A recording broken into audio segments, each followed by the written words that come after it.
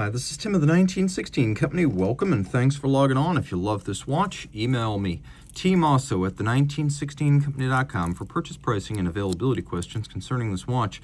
And this watch is not a special edition, a limited edition, a boutique edition, or a special series of any kind. This is just the most striking Breitling Chronomat I've ever seen.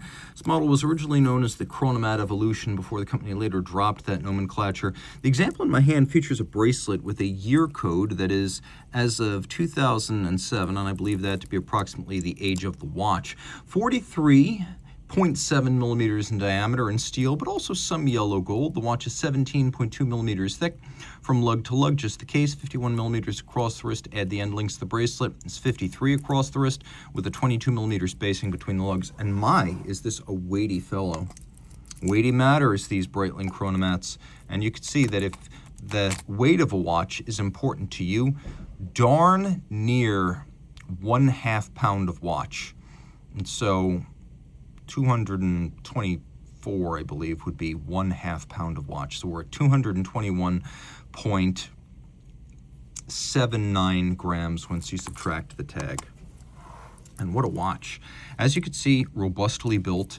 We have here a lovely 5-link bracelet design, your Breitling pilot style, with removable links fixed by screws, intermediates in yellow gold. There's a lot of yellow gold on this watch.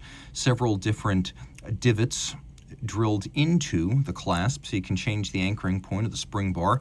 It's a clamshell lock. The swing arm is actually pretty thick gauge. This isn't as thin as something like a stamped Rolex clasp of the 90s or early 2000s.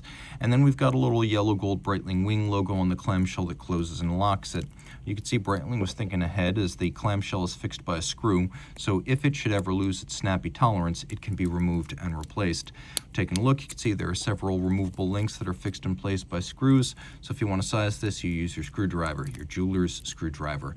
Onion-style crown, a hallmark of the Chronomat since its relaunch between 1983 and 1984, as it was rolled out first for the Italian, they were the Fracche Tricolore, which is a aerobatic demonstration squadron, somewhat like the Blue Angels or the Red Arrows or the Thunderbirds. And then we've got a combination of dive watch-like features with aeronautical chronograph. So here we have a 120-click unidirectional rotating dive-style bezel. And then you can see out back, way more water resistance, 300 meters, than you need for an aviator's style watch. But it's got both. Now we'll take a look at the lume. You can see with metal numerals, it's going to be a little bit different. We've got a luminescent bezel pearl, which is huge. You can read that relative to the minute hand if you are using it as a diver to time your dive. And then we've got a luminescent chronograph seconds hand, so in the dark you can follow the passage of short durations.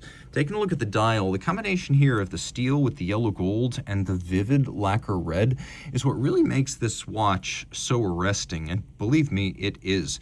We also have applique, gold-colored numerals, and then yellow gold registers on the red base. We have a few things going on outboard, and some people always ask me questions about what this scale calibrated to 100 is.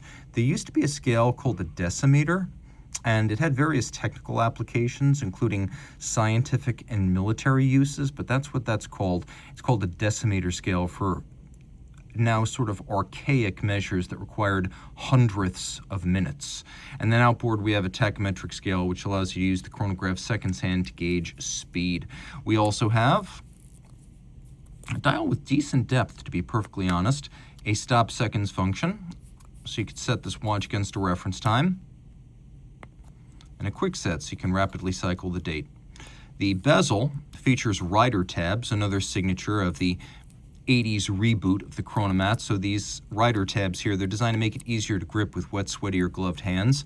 And then we have these yellow gold screws, which are much more than symbolic. This is a captive bezel fixed to the case using screws so it can't be snapped off inadvertently.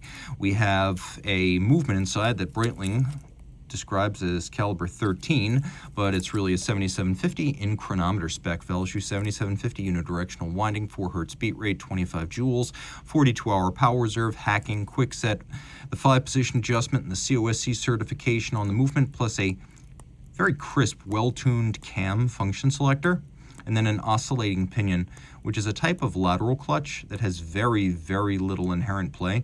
So you can see as I'm starting and stopping that seconds hand, there's almost no discernible leap or stagger. It's a type of lateral clutch, but unlike a regular lateral clutch, an oscillating pinion has almost no extraneous movement, so it's a very precise mechanism.